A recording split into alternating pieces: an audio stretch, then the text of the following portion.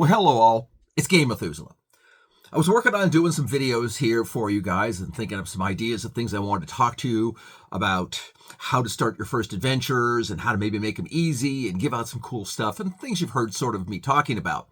And I know you guys all understand that I don't like modules because I think that they're just all too contrived and too much keeping you in a box and not letting you expand and make the game basically something as a cooperative venture between your players and you. But we'll be talking more about that in the future here. What I wanted to speak to you today about is my other passion with the hobby, and I think most of you have known about this, and that's painted miniatures. I don't paint like as well as I used to, surely not when I was a golden demon, and I paint a lot, though, now as much as I can to get things done, just because it's fun. And I still love to paint, even though I require the special eyes to get it done. I work at it. But something my friend Don Hawthorne turned me on to, and I just had to share it with you.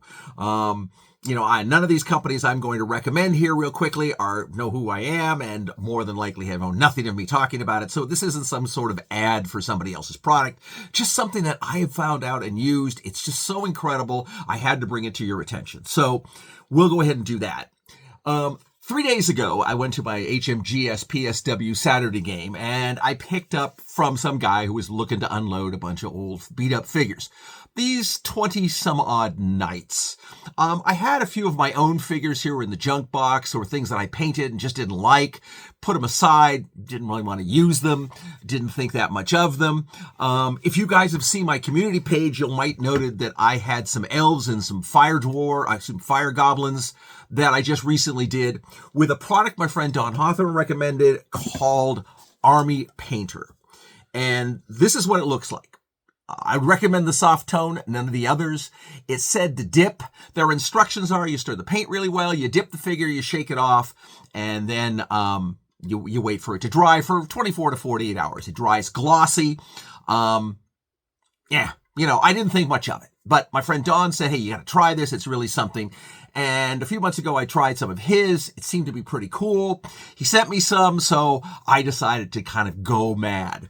Now, what I did with both those elves and goblin units, the 40 some odd figures I have, plus these 20, plus an additional, 10. So basically at this point, somewhere around over 70 figures that I have painted up with virtually no time. And that's been the big thing, is that this guy who was selling off these figures, and then the one he convinced me to go grab some others, had basically sort of painted within the lines. Now, a lot of times when you go to conventions and stuff, you'll see this, where people are getting rid of their figures, and you look at them and go, yeah, they're not so great. Or if you've painted yourself and you think, God, I just don't have the skill set. This stuff really does some magic. I mean, these figures are really kind of super basic. And I just wanted to show it to you. This is like one of the fighters. And the guy basically, like I said, he painted it in the lines. He sort of did a little bit of work on it, but it was nothing impressive. It was all gloss, paint, enamels. I'm not into the English glossy enamel paint, so I wasn't overly thrilled, but that just usually means a flat coat. But since obviously the Army Painter is going to make it flat anyway, it didn't seem to be a problem. One of the big things I also wanted to bring up was this.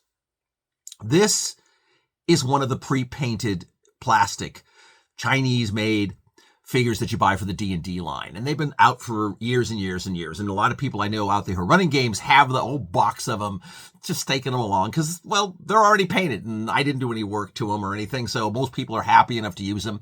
And most people think they're good enough. I don't. But if you take one of them, and this one was hideous.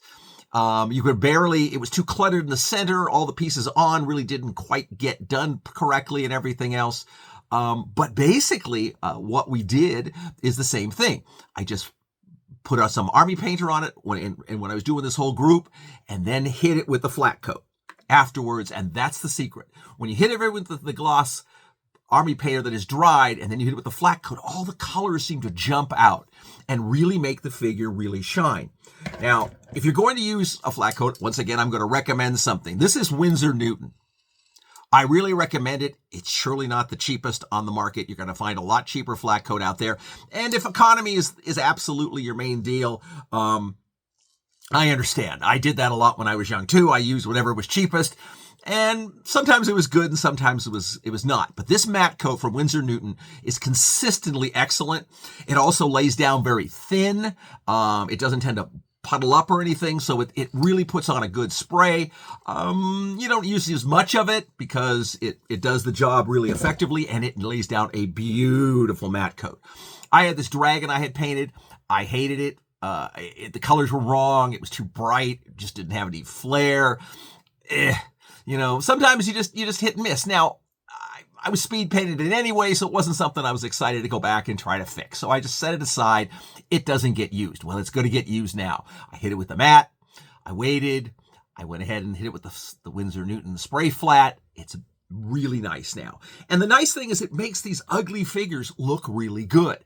Now, the reason I recommend it as much is because, A, I can't see as well, so I'm starting to use it and rely on it for like lots of monsters and things. But the other thing is it's really, really quick.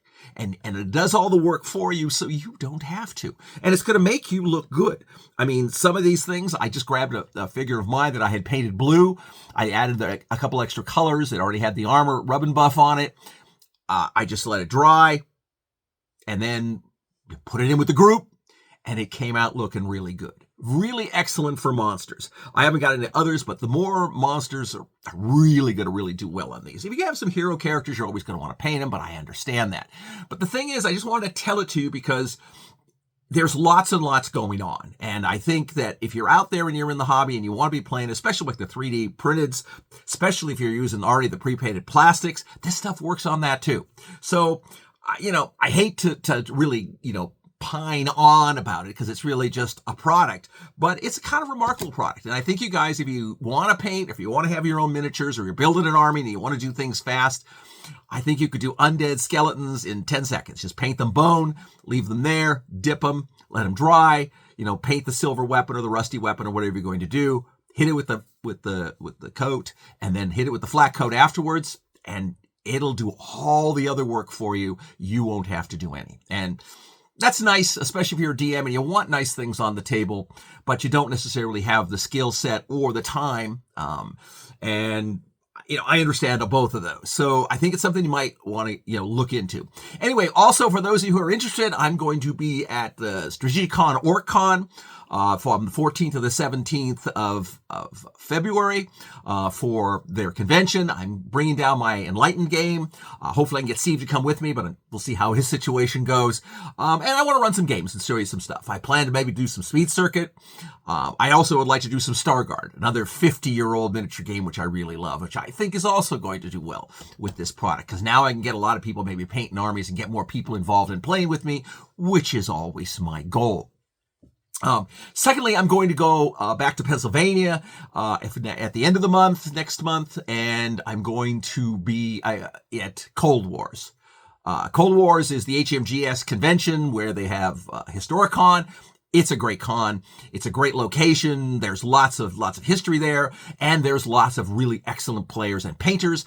And the nice thing about it too, it becomes a giant swap meet too, pass around, find new games, meet new people. And a lot of the movers and shakers in the game industry are there too, so it's kind of interesting to see. So you might check out that. I'll be there from, I think it starts the 27th to the 2nd of March. So if you're around and you're going to be there and you want to say hi or something, or come by, maybe we can get into a game. Maybe I can, run my Enlighten for you. We can do all kinds of things, but there's lots of stuff there to see and lots of interesting people to do. And it's on the other side of the coast, so I get to possibly meet some people that don't ever have an opportunity to meet me out here on the West Coast. So until I have a chance to speak with you again, fight to be devils fight, for I hate peace. Paint on and